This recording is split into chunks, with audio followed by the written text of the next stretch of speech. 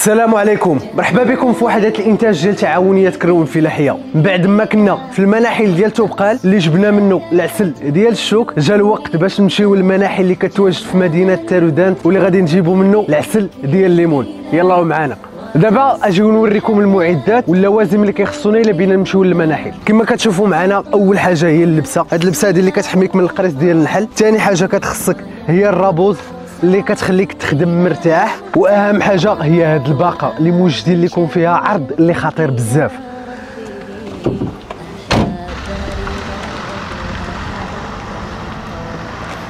السلام عليكم. بزاف منكم كيسولونا واش كنتجو العسل ديالنا من بلاصه وحده، واليوم جينا لوحده من المناحل ديالنا اللي كتواجد في اقليم تارودانت، وبطبيعه الحال اللي كنتجو فيها العسل ديال الليمون والعسل ديال السيدر. وراه كنحطوا النحل ديالنا سواء في الوسط ديال الفارم ديال الليمون ولا من القرب ديال الفارم. وباش نزيدكم واحد المعلومه، راه النحل كيقدر يضرب حتى ل 4 كيلومتر غير باش يرعى. وبالمناسبه راه باقه البركه راه باقه مستمره معنا على الناس اللي كيسولونا بطبيعه الحال، اللي كتكون من كيلو عسل ديال الدغموس، زائد كيلو عسل ديال السيدر اللي معروفه به نيت المنطقه، زائد كيلو عسل ديال الزعتر، زائد كيلو ديال املو باللوز واركان والعسل، شي حاجه اللي زوينه بزاف. والهدايا بطبيعه الحال كوكتيل ديال الشهده، اوراق المورينغا، الزعفران، الصابونه ديال اركان اللي مزيانه بزاف في الوجه. وهذا الخير هذا كامل كيبقى لكم ب 599 درهم شامله التكاليف، وكيوصلك حتى لباب الدار. وراه المصدر بطبيعه الحال كما شفتوا معنا في الفيديو، وراه كتاكلوا شي حاجه اللي نقيه بزاف. كنا في المناحل ديال توبقال، دابا جينا للمناحل اللي كتواجد في النواحي ديال تارودانت. السيمانه الجايه غتشوفونا في منحل اخر،